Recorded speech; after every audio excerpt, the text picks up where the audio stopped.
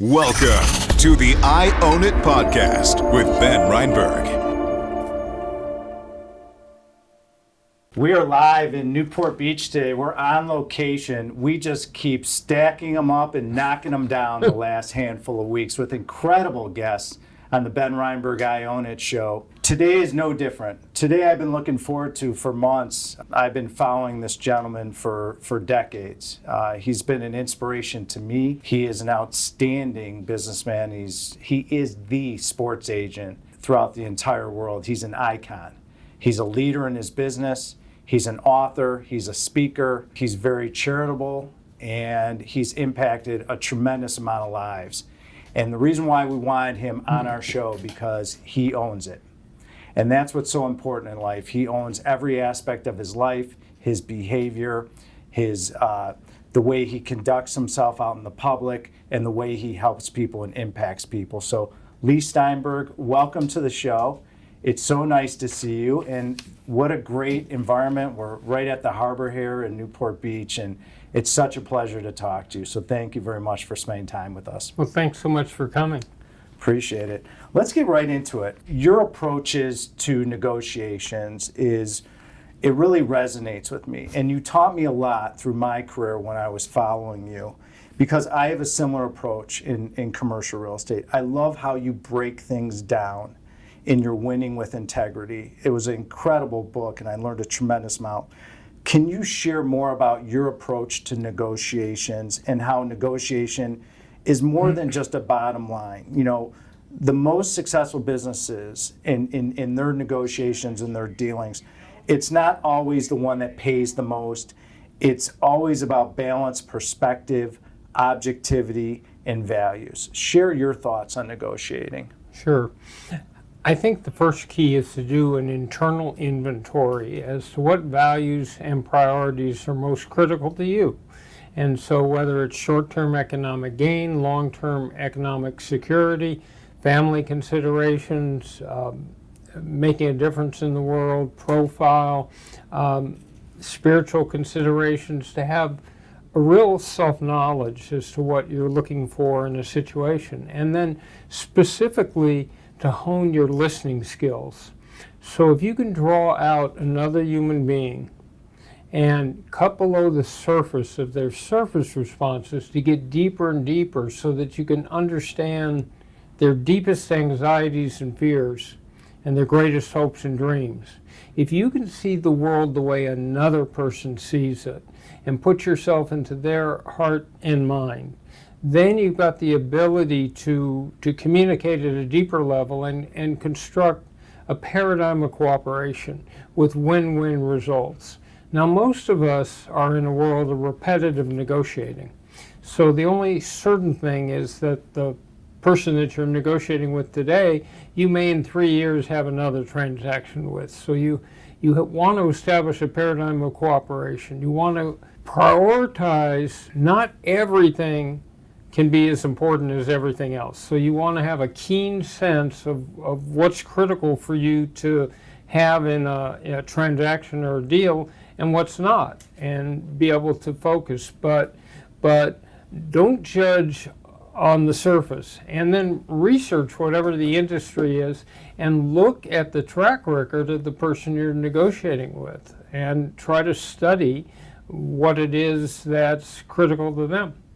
So it's not like Christopher Voss says, never split the difference. It's more about understand what you need, understand what they need, and figure out how to bridge the gap to come together and make a successful transaction, because life is short. You might run into this person down the future and you might need them. You just never know. And if you come to a situation where someone's neck is exposed and you can simply step on it, don't do it. Okay. Because the only thing for sure is that you'll be in that vulnerable situation later. And so the relationships you form are critical. And it has to be about honesty and trust, that someone you create enough trust with that you can openly communicate so that people are being honest with each other. You don't have to disclose every last impediment that you have, but at the same time, you have to be factually correct. That's fabulous. So as an investor, I'm always putting myself in my investors' shoes. And of course, we have some high-profile investors, but not similar to the space you play in and with your athletes and your clients that might be a little bit more high maintenance, so to speak. You know, you're shepherding them through a process of life and their career. I imagine some of your clients, it could be challenging at times. How do you approach client services for your clients, and how do you manage their expectations of all these different clients you have? So managing expectations is critical. It's education.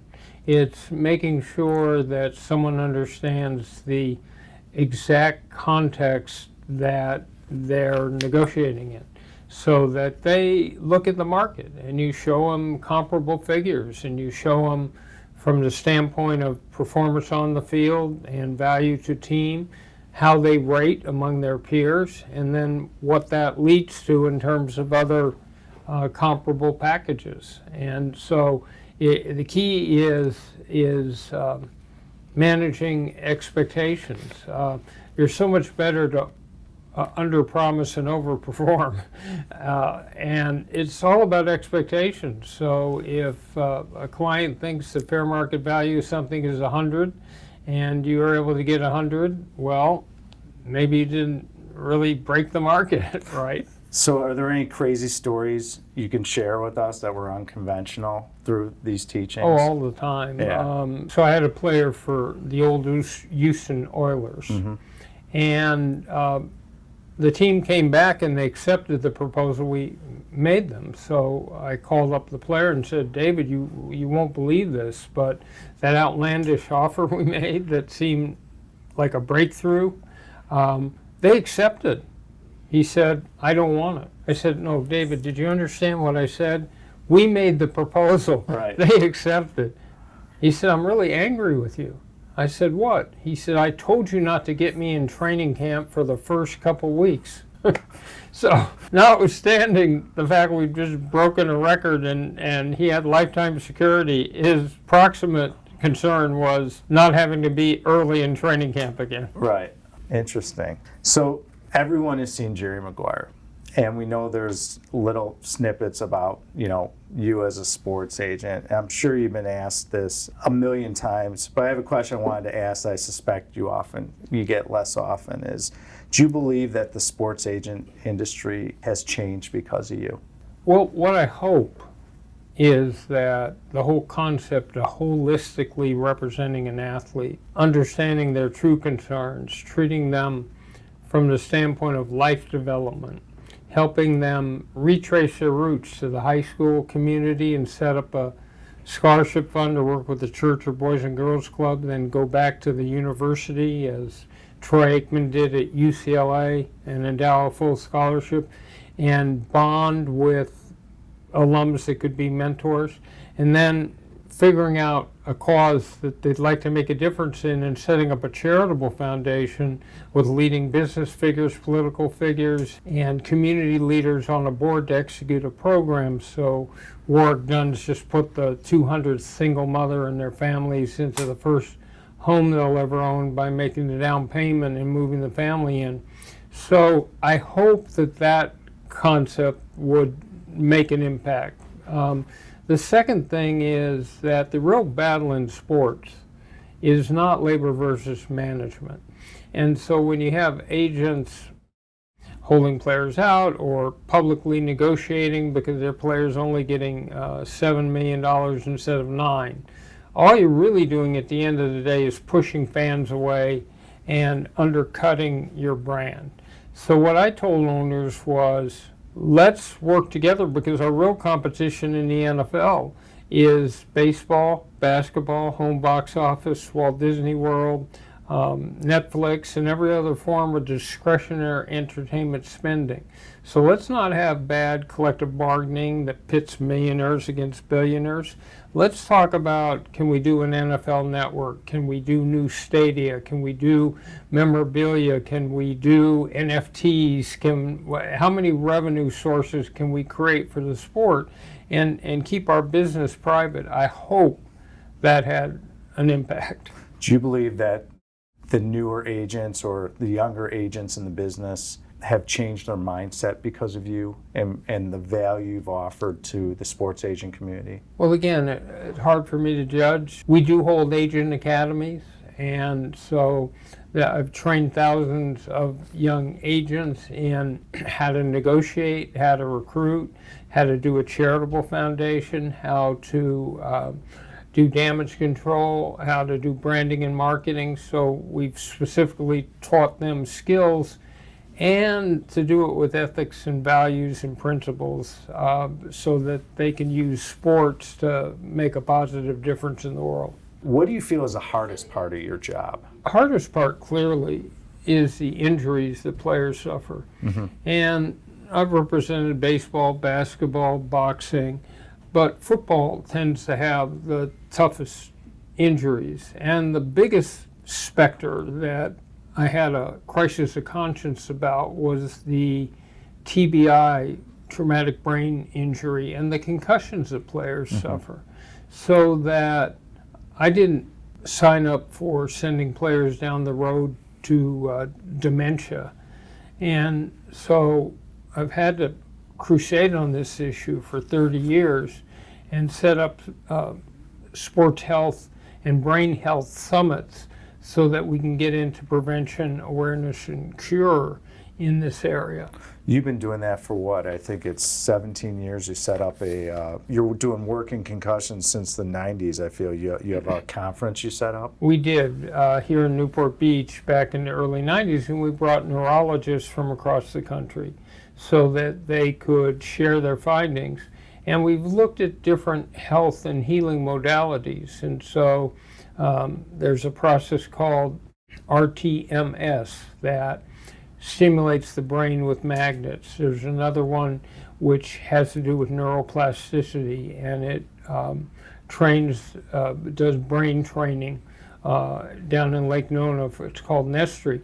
And so we've finally found that there's some promising cures, because the state of knowledge before that was that a concussed brain or a hurt brain only gets worse, it never gets better, and now there's some hope.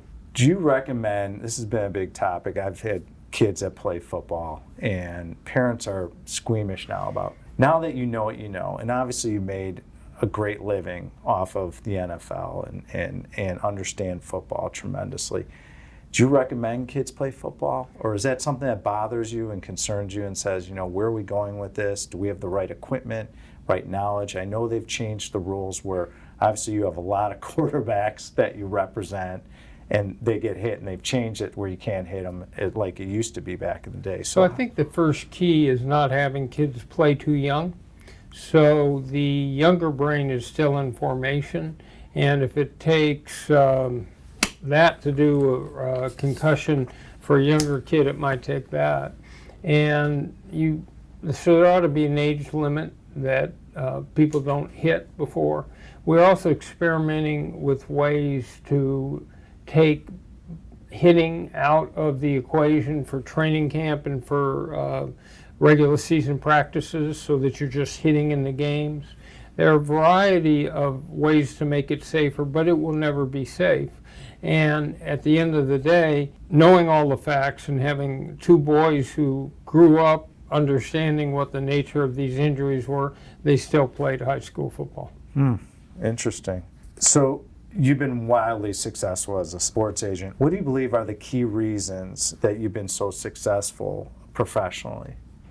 It's, again, those listening skills. It's getting into someone's heart and mind and seeing them holistically.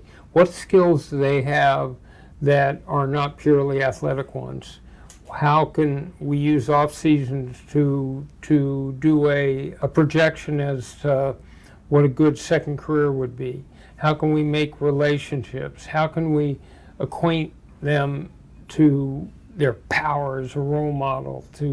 So when Lennox Lewis cuts a public service announcement that says real men don't hit women, it can do more to change behavioral attitudes in rebellious adolescents than 1,000 authority figures ever could. It's the right type of athlete. So if I profiled that athlete correctly and the family, then they'll be an ideal candidate. But not everyone in the world would respond to this. One of the things I admire about you is how you handle challenges. You had a challenge a while back, and you've been very open about your alcoholism and sobriety, and it's the way you carry yourself and to bounce back shows me that you've been so successful before, then you had this challenge, and then afterwards. And when you were going through that moment, who said to you, because I don't know if we've ever found this out, is who said to you and sat you down and said, Leigh, you're going down a bad path. You're this wildly successful guy. You got all these people that admire you. You got all the money in the world. Who sat you down and kind of slapped you and said, hey, we got to change? Well, it was my father's voice, although Okay. my father wasn't here. Okay. But I was raised on two core values. One was treasure relationships, especially family. Mm-hmm. And the second was to try to make a meaningful difference in the world and help people who couldn't help themselves. And I got to the point with alcohol where I'm sitting at my parents' home in West LA, and all I could conceptualize was, where can I find more vodka? And at that moment, it was a question of proportionality, that I wasn't a starving peasant in Darfur. I didn't have the last name Steinberg in the 30s in Nazi Germany. I didn't have cancer. And what excuse did I have not to live up to those ideals? So it's proportionality. The other thing is, when you're surrounded by detritus and destruction, self-induced, you have to have resilience. Can you conceptualize hope and light at the end of the tunnel? I mean, you may feel like Sophocles pushing the ball up the mountain, right, where you push it up a little bit and then it rolls back and then you push it up. But somewhere you've got to find optimism and hope in the midst of this. So I was sort of raised that if there's a barn filled with pony defecation, there must be a pony in there somewhere. Right. And so it's a matter of resilience. And so if there are people out there who are struggling and despondent and confused because of problems with addictive substances, just know there's hope. And there are people out there who will help you. And there are 12-step programs with unique fellowships that can lead the way. What do you do on a consistent basis to stay on the right track? And because who you are has such a great impact on youth, and the ability to give back to communities is so powerful. What do you do, because you're an important figure in our country? What do you do to kind of even keel so you can get through your week and not have a setback? Well, it was never anything in work that bothered me. I entered the office every day knowing that, notwithstanding our greatest preparation, some event is going to happen to totally change our great plans, mm-hmm. and we have to be ready for it. So right. I expect there to be reverses and problems every day. It was my personal life. It was the thought that somehow I could prevent or cure my father, who had cancer, that my two boys that were blind, that I had the expectation somehow I was responsible for Sure. that. And so it's nothing at work. It's just an understanding that all those things can happen in your personal life, but you don't need to connect alcohol to it. You mm-hmm. don't need to drink over it. So it's I still do the maintenance program and go to meetings and have a sponsor and do all the regular things. If you think about it this way, if you spend about an hour a day on recovery activities, and that liberates you to have 23 hours a day where you can be free, pretty good trade. That's great. I'm a big fan of Wayne Dyer. I don't know if you know Wayne, but he always says hitting rock bottom can be the best thing that happens to someone. Do you believe that you had to go through this journey to become a better person or a better businessman or family man? When I say that quote, I mean, how does that resonate with you? I would have rather avoided it. Okay. Well, you're honest. I love it. Right. That's I would great. have rather avoided it. Yeah. Because I understood from the beginning that the fact that you might have high profile doesn't stop you from having to take out the garbage, that you always have an obligation to be a nice person to other people, that you need to be thoughtful, you need to be thinking about how you can help other people.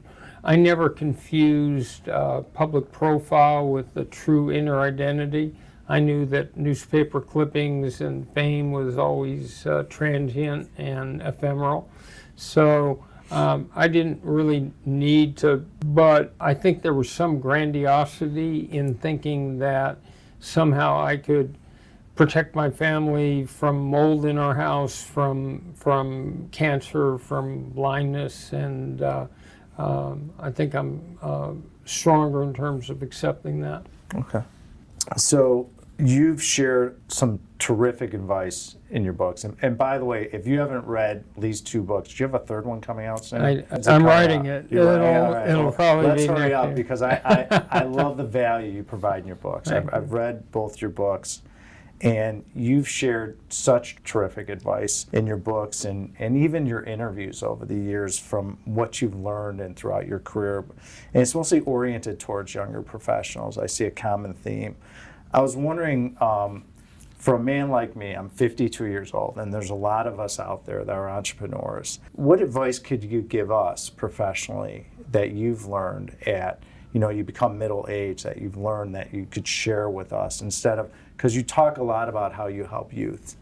So I think that at 52, your priorities may have shifted over time. So I think you want to do a internal inventory as to where you are at 52. Are the same things important? Is it important, what's your balance in children and family and work? And what you really want to do is learn how to work smarter and find out what are those things in your business that you are absolutely irreplaceable for. You're not fungible, you're not modular, only you can do. And then train people to do the rest. Because if you make the assumption that you can do every task better, and the time it takes to train someone, you could just do it yourself, you're probably right. You can do everything better, but you will do everything. And so the point is how can you work smarter at this age? How can you figure out the proper balance in life and what you can train other people to do to extend your dominion and be able to do that? So I've always known that my business depends on people in the world recognizing the people around me are also superstars, that it's not just some dwarfing figure in Little Pygmies, but they're real powers. So it's having the self-confidence to elevate the people around you so that they're able to do work that substitutes for you. So delegating, great leadership team, not being penny wise and pound foolish on compensation, Plus, incentivizing. where are you at this exact moment? In other words, I understand where you were at 22 and then maybe at 32, but at 52, has your life shifted? Do you understand that the only critical commodity you have in life is time? At 52, it looks a little different than in terms of what's left. Now, if you use these hyperbaric oxygen, light stem, and these different modalities we're talking about, Yes. you can live forever, Yes. a long time. I'm actually looking at stem cell stuff. So I went to Medellin, Colombia, and had 300 million stem cells inserted. Really? Yeah, I'm partly bionic. Oh wow! I'm actually looking at doing it in Cabo San Lucas. Same. We're actually going to be interviewing the doctor. There you go. And how do you feel? Great. You look great. I feel fine, but I do hyperbaric, I do light stem, I do brain body boost, I do brain training. The cognitive refreshments you can do now and stimulation is terrific. But I guess my point is, where are you now? Okay. Because you have the capacity to reorient, to change, to switch your priorities, or to organize your life in a way that's consonant with who you are at this exact moment. What do you do to stay healthy? I mean, obviously these things, but like, is it diet? Do you work out at all? What's a typical day for you for health? So the Fitbit revolutionized my life. Okay. Because you'd be sitting at your desk, in the middle of sitting for hours, and it would say, "Time for a stroll," and you'd get up and go. And so I try to walk 15,000 steps a day on the Fitbit. I work out with a personal trainer 3 times a week. Mm-hmm. I do hyperbaric oxygen and the different treatments we talked about. And I try to have a healthy romantic life. All right. God bless you. That's fantastic. It's a balance of all those things. You've spoken at length about how the sports landscape is changing, with NIL, where amateur athletes are now getting paid. It's a different ballgame. Have these changes affected the way you do business? And when you look forward to the future of sports, do you have any concerns about what's going on? It's dramatically changed the age at which we would try and approach or represent an athlete, because now a high school athlete can do name, image, likeness. So the concept of waiting until they're a junior or a senior to talk with them about pros, if you don't do the NILs out of high school, you may never get a chance to talk to that player. So it's moved everything earlier. It's only been a year since last July, but everything's moved earlier. And you now have athletes for whom the issue is branding, marketing, how many followers do they have on TikTok and Instagram. The currency of today's athlete is followers on social media. And so it's all about what does their website look like, and what are they tweeting, and what content are they putting out, and can you monetize that content. And so to be doing that, I'm helping a running back, Zach Charbonnet, at UCLA. But he's going to his senior season. High school is when athletes are thinking about this now. Mm. So that's a major change. I'm not prepared at this point to deal with high school athletes, but I assume I'll get there. One of the many things I admire about you is the standards that you live by for these kids that are coming into the Leigh Steinberg world, I call it. Your standards are go back to high school, get involved in the community and charities as well as your university.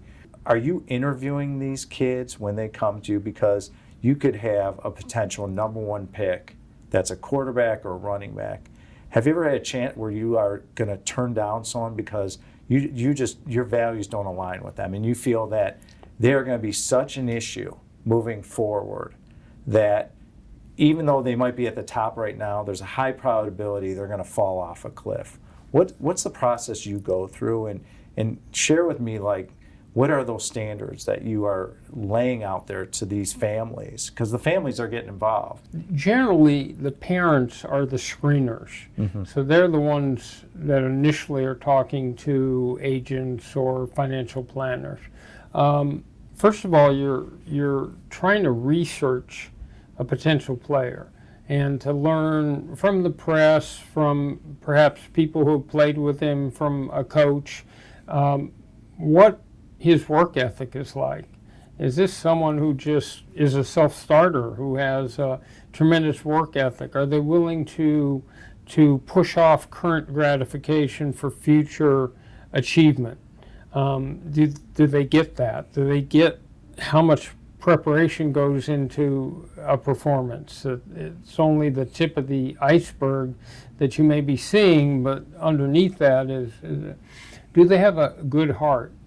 Can they see themselves as a role model? Do they understand their power to make a difference in the world? Because we use these symbols of cultural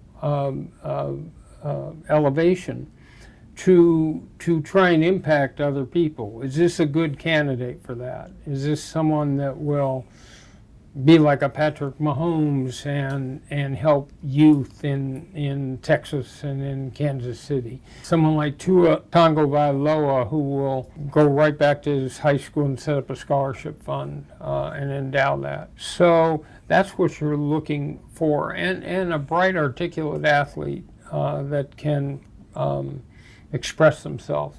Now, we don't expect a fully formed human being at 21. You mean that doesn't happen? So I want to be part of the process, but I inherit athletes whose parents have done a terrific job keeping them grounded, giving them unconditional love. These families turn these players out, so I'm just the next step in the developmental chain. Do the parents seek you out because they know the standards you have, and the kids are going to be walking into a tremendous amount of money that they've never seen before? How do you balance that? Because, obviously in your career, you've represented, I think, like 50% of like top NFL quarterbacks, and there's signing bonuses, and now there's guaranteed money for some of these kids, and they're walking into millions of dollars. How do you temper it? How do you balance it so they're not blowing it and they can be a good part of society and really and develop a career? So a lot of this goes into the advice that you would give someone. We do damage control so that the athlete understands they're under a microscope and that they're being held to a higher standard of behavior, and so they can't go out and get behind the wheel when they've consumed alcohol. They have to stay out of places where they would get into fights. They've got to be hyper careful in their relationships with the opposite sex. And if they don't want to do those things, fine, they can play on a sandlot. But if you want to get all of the benefits that being involved in professional sports can, then you need to comport yourself to those standards. So the best cure for a lot of those ills is prevention.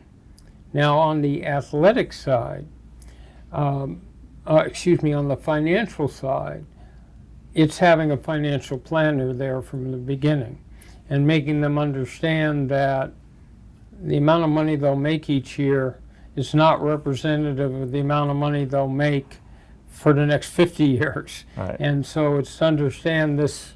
Hopefully we'll have a great second career, but this is money that needs budgeting.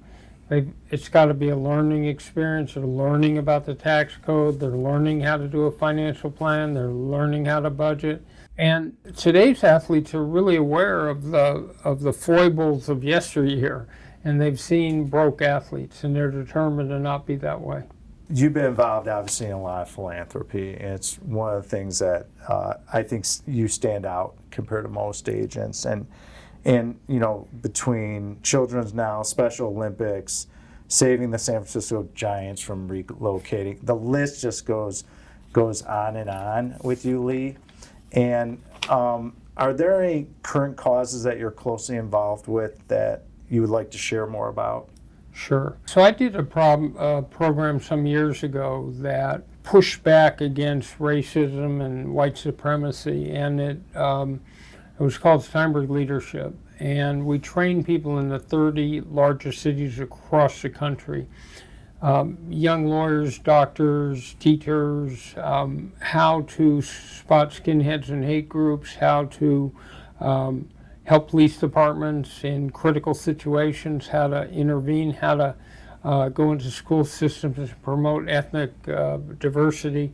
And we trained about 7,000 or 8,000 of them. So I'm in the process of trying to refund that program because the need is apparent right now. And if we don't learn how to live together, no kid should grow up being bullied or discriminated against for something that should be shared as cultural richness.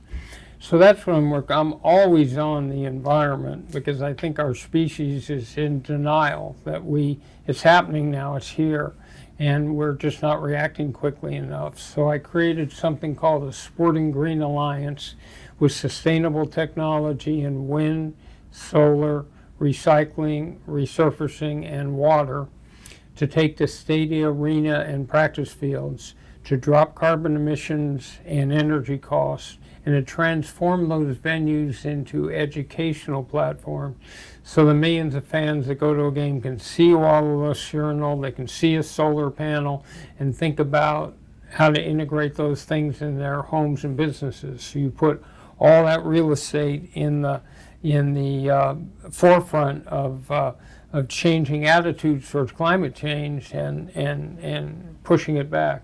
So, human relations, I've got a program I'm about to implement on bullying, because young kids get traumatized because they have a lisp, or they have a hair lip, or their race, or their size, or whatever it is, and they get traumatized for life out of that. So if we can have older athletes talk to high school athletes, and they can change the culture of that high school real fast by being promoters of tolerance. So if you get a big athlete putting his arm around someone that, for whatever reason's not as popular or desirable, it can change the culture of that. So that's another project. I think you've given over, what, $800 million in charity throughout your career? Is that right? I think we're at $1 billion now. That is incredible. You mentioned your Warren Moon Hall of Fame speech, which I went back a couple of days ago and I watched. It was tremendous. I mean, I'm sure if you watch it a couple times, you realize how special it was. Was that the highlight of your career, that speech, because talking about who he is as a man and what he's accomplished? Well, it was in some ways one of the highlights, because here you had an NFL that was still prejudiced back in the 70s in terms of African Americans playing the so-called thinking position. And Warren goes through this long arc where he has to go to Canada for 6 years. And he comes back as the highest paid NFL player and becomes the first African American quarterback in the modern era to ever be inducted into the Hall of Fame. And along the way, he sets up a high school scholarship, a junior college, a college scholarship, and has the Crescent Moon Foundation that sends hundreds of kids to school on his scholarships and changed lives. So, and really when you've been with an athlete, he played 23 years, so we sort of grew up together and became really close. So to be able to share that moment, and we went to the same high school, and to be able to share that moment was really special. I mean, having Troy Aikman win his first Super Bowl, having Steve Young sitting in the shadow behind Joe Montana all those years, and he throws 6 touchdowns in Miami against the Chargers, and he's MVP.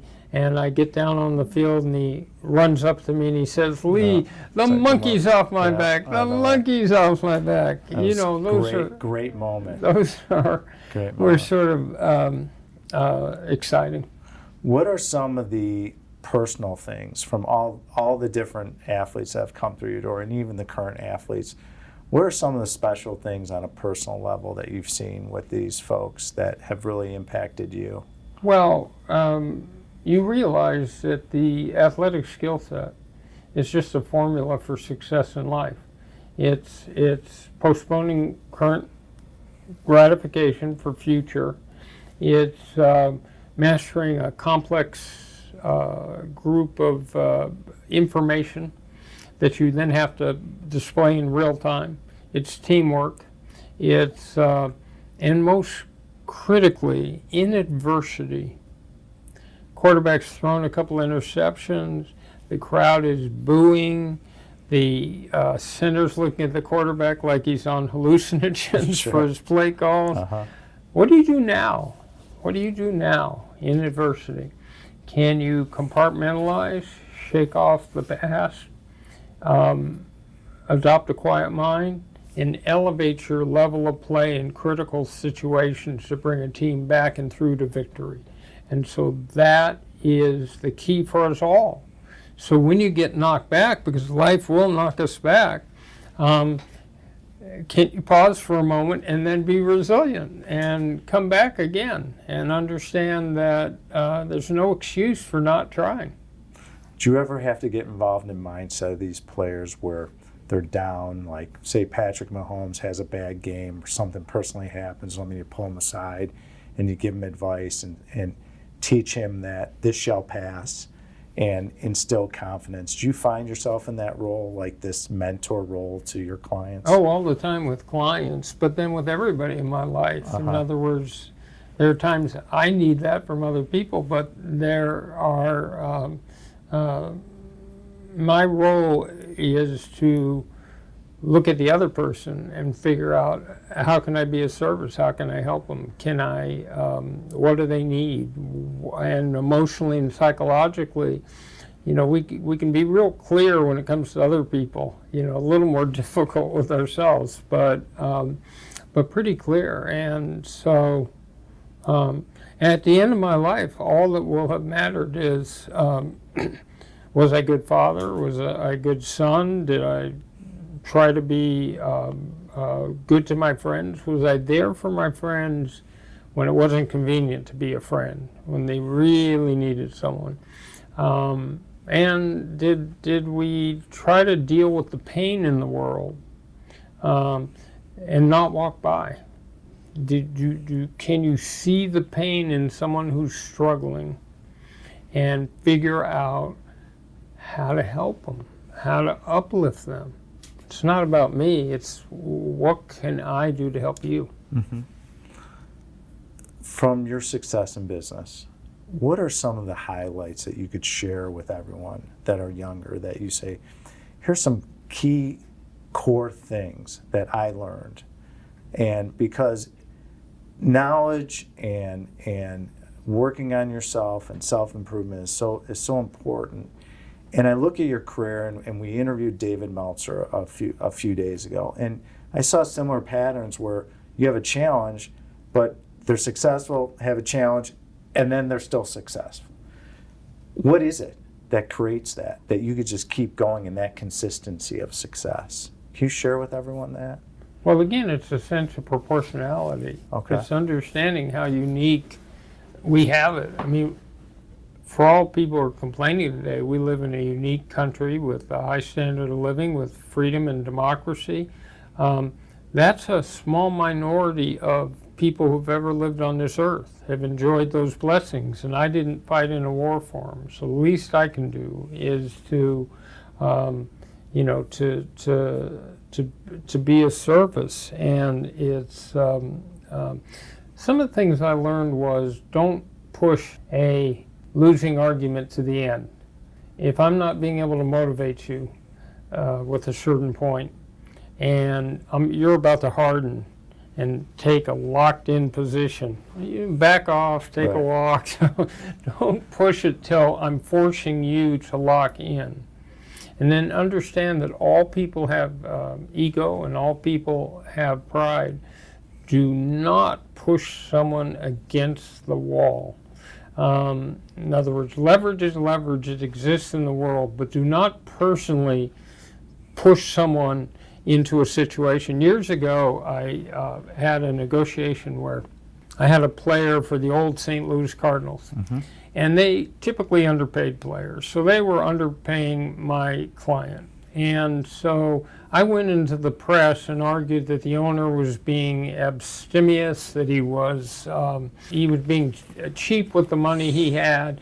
He wasn't paying this player the fair market value. And I was winning the public debate. So the fans totally related.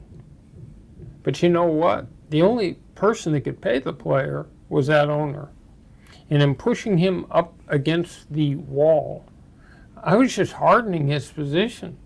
And my players have short playing life. So do not publicly embarrass someone. Do not push them against the wall.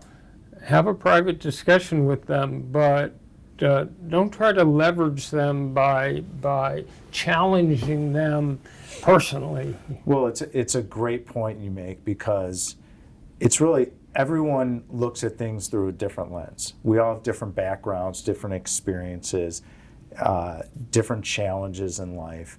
And when you could take a situation and understand the shoes that the other side is wearing, which goes to your negotiation point, and you talked about, don't step on a guy's neck if you can. Understand who he is in their position, and then you could bridge the gap and come together. So if you understood the St. Louis Cardinals owners, why they do things a certain way and why your client wants certain things, maybe you could find the gap and say, how do we bring this together? Right.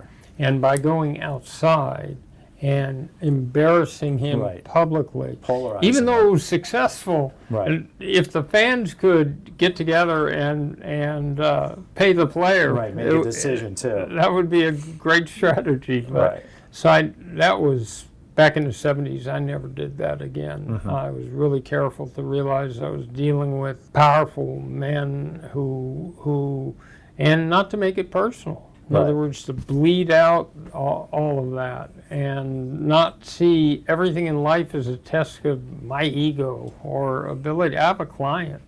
It's about him. It's not about me. Interesting. What's next for you?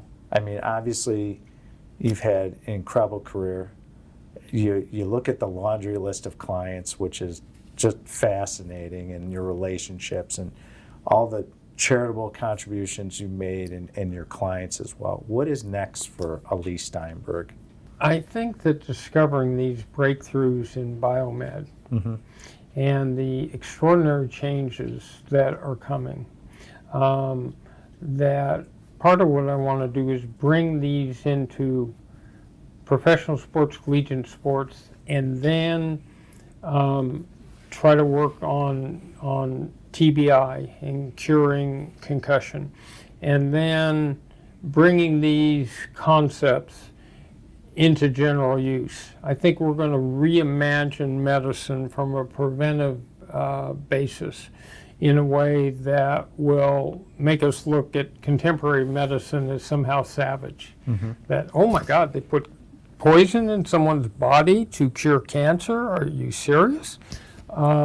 They broke someone's chest open to do an operation? I mean, I think that will all be passé. And so I want to be part of leading that revolution. Again, I want to push back against the forces of hate in this country and promote tolerance. I want to do those things, write some more books and speak some more and be a good father and continue to have an impact. Well, the biomed stuff, something's working because I heard you're 73. Yes. I don't believe it. I might need to see your license because you look fantastic. I thought you were a lot younger than when I first met you. And so I do appreciate the time. I am a lot younger. Yeah, you look great, by the way. As you carry on in life, what's the best way for people to follow you, to see, learn about the biomed, how to get involved in some of the charitable things you do, how to get involved in, and really also learn from your lessons? You've had an impact on me, and I'm extremely grateful for it. And I think the things that I've learned from you that I've been able to carry in my business become wildly successful. How do people follow you so they can do the journey that I went on with you to create success? By looking at life the way I do, which is it's a learning experience. Today I can learn more. Tomorrow I can learn more. There are other people who have things to share with me. There are books to read. There are newspapers. There are discussions to have. I'm always learning and being taught new things. You can read Winning with Integrity or The Agent. You can follow our websites, which are Leigh at SteinbergSpeaks.com. We're on Facebook and Instagram and pretty much everything except TikTok. What is TikTok in the future? I think you should. Yeah, they're talking to me about pretty it. Cool. But, my dancing skills are de minimis. It's changed. You don't have to dance anymore. You could just drop your knowledge. That's all you got to do. That's all you got to do. And you have so much. It's a great platform for you, too. So it's something to consider. We're going to wrap up with our 3 questions we ask all our guests. All right? And we're not in the I Own It studio in Laguna Beach, but we're going to pretend we are. We have a couch, like your couch over there. And you're laying, I would say, Leigh, lay down on the couch, close your eyes. You're 73 years old. You can go back and talk to your 16-year-old self with all the knowledge, all the experiences, the ups and downs. What is Leigh Steinberg now telling his 16-year-old self, if you can give him advice? That you can have family tragedy, that you can have horrible reverses to people close to you, and you don't need to numb yourself with alcohol. Great advice. It's our last day on earth. God forbid. It's our last meal. What are we eating together? A big salad. Okay. By the way, it's your last day, so you can go crazy. I can do anything. Yeah, like you don't have to. The health can get thrown out the window. Just like that movie Above. What was that called? Yeah. You know, the comet's coming. I know, but did you see Rihanna? No, but it's going to wipe out Earth. I understand, but did you see the breakup that just occurred on? Right. Okay, here we go. I've got tacos and enchiladas. I've got pizza. I've got red sauce on everything. All right. I have carrot cake, pumpkin pie. Wow. I've got custard and a few vegetables. Just to play the odds, maybe you could have another day. Is that why? Yeah. All right. In our I Own It studio in Laguna Beach. And by the way, we would love to have you back on. You are always welcome to come in studio. It's a really cool studio we have. We have a grand piano, a drum set, and 6 electric guitars. If you could have any band or musician, we're sitting in the studio right now, play for us a song. They could be deceased or living. Who would it be? Well, I'm tempted between the Supremes, Okay. which was Motown, which was my coming of age, Michael Jackson, and Fleetwood Mac. Okay. Great answers. I think we'd start with Fleetwood and we'd work ourselves down to Michael, and then that would be great. And then we go, baby, baby, where's our love gone?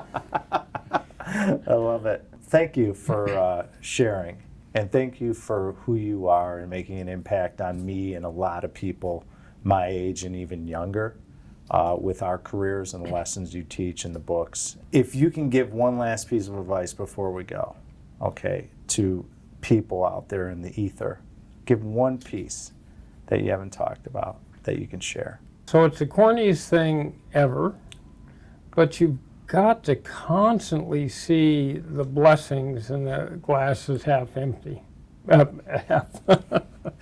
You've got to constantly see that the glass is half full. You really have to do a gratitude list of what you're grateful for.